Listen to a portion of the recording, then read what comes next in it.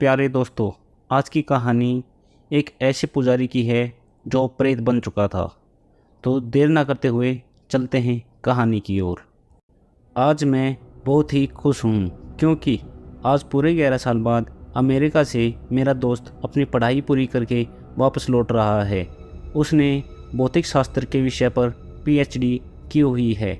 उसका मानना है कि दुनिया में जो भी कुछ हो रहा है उसमें कहीं ना कहीं फिजिक्स छुपा हुआ है। खैर, जो भी हो, पर इस कहानी में ऐसा क्या हुआ कि उसकी फिजिक्स भी काम नहीं आई। चलिए आज हम पूरी कहानी बताते हैं। जब वो अमेरिका से वापस आया तो सीधा मुझसे मिलने के लिए मेरे घर पे आ गया और आकर ही मुझसे गले मिल गया। मैं भी उसे देखकर बहुत ही खुश हो गया। मैंने बोला, अरे अभिषेक, अमेरिका से कब लौटा? मुझे बताया भी नहीं। इस पर अभिषेक कहता है, अरे यार, आज ही लौटा हूँ। तुम्हें सरप्राइज़ देना चाहता था, इसीलिए मैंने तुम्हें नहीं बताया। अभिषेक ने पूछा, और बता, क्या हाल चाल हैं? घर में सब कैसे हैं? मैंने कहा, सब बढ़िया, और घर में भी सब अच्छे हैं। तू बता, तू कैसा है? तुम्हारी पढ़ाई पूरी हुई क्या नहीं? इस पर अभिषेक कहता है, हाँ, मेरी पढ़ाई पूरी हो गई है और मैं अब हमेशा के लिए इंडिया वापस आ गया हूँ। अब हम दोनों मिलके खूब मस्ती करेंगे। मैंने कहा, ठीक है यार, पर आज तुम्हें मेरे घर पे खाना खाने के लिए आना पड़ेगा। वो बोला, ज़रूर खाऊंगा। उसके बाद हम कहीं घूमने के लिए जाएंगे, कुछ तूफ़ानी करेंगे, ठीक है ना? मैंने बोला, अरे यार ठीक है।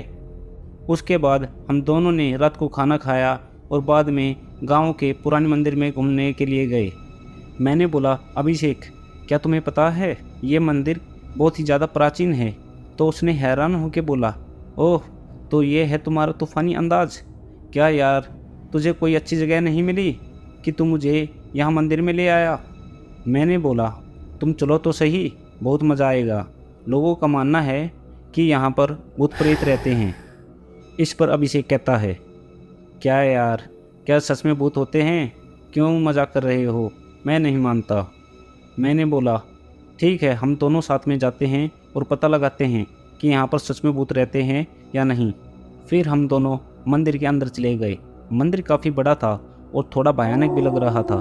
ऐसा लग रहा था कि कई दिनों से यहाँ पर साफ़ सफाई नहीं हुई है। फिर हमने मंदिर के पुजारी से बात की। पंडित जी, हमने सुना है कि यहाँ आसपास कोई भूत का निवास है, क्या यह बात सही है? यह सुनकर वो पुजारी हमको घूरने लगा और बोला, चले जाओ यहाँ से, यह जगह तुम्हारे लिए सही नहीं है। मैंने बोला, क्यों पंडित जी? पंडित जी, आओ मेरे साथ, मैं आपको बताता हूँ। इतना कह के वो हमें एक कमरे में ले गया और हम जैसे ही अंदर गए, उस पुजारी ने बाहर से उस कमरे को लॉक कर दिया। यह देखकर मैं और मेरा दोस्त अभिषेक घबरा गए। वहाँ पे अंदर जाके देखा तो हमारे तो होश ही उड़ गए। वहाँ उस रूम के अंदर कई सारे कंकड़ और हाड़पिंजर पड़े हुए थे और बहुत ही गंदी बदबू आ रही थी। उतने में ही पीछे से दो बड़े और भयानक दिखने वाले आदमी आए। उन्हें देखकर ऐसा लग रहा था कि वो कोई साधारण इंसान नहीं हैं, बल्कि मांस और खून पीने वाले नरभक्षी हैं। यह सब देखकर हम बहुत डर गए। हमने तो मान ही लिया था कि अब हम जिंदा नहीं बचेंगे। फिर उन दोनों ने हमें कस के पकड़ लिया और हमें एक कोने में ले गए। फिर हम दोनों बहुत चिल्लाए, बचाओ बचाओ, लेकिन कोई बचाने के लिए नहीं आया। इतने में ही पंडित जी एक बड़ी चमत्कारी तलवार लेकर हमारे रूम में आए। फिर उन तीनों ने रूम में आग लगा ली और मंत्रों का जाप करना शुरू कर दिया। हमने यह सब देखकर डर के मारे और ज़्यादा ज़ोरों से चिल्लाने लगे। ठीक उसी समय किसी ने बाहर से हमारे रूम का दरवाज़ा खटखटाया। दरवाजे की खटखटाहट सुनकर उन तीनों ने रूम की आग बुझा दी और दूसरे कमरे में चले गए। हमने तुरंत ही उठकर उस रूम का दरवाज़ा खोल दिया।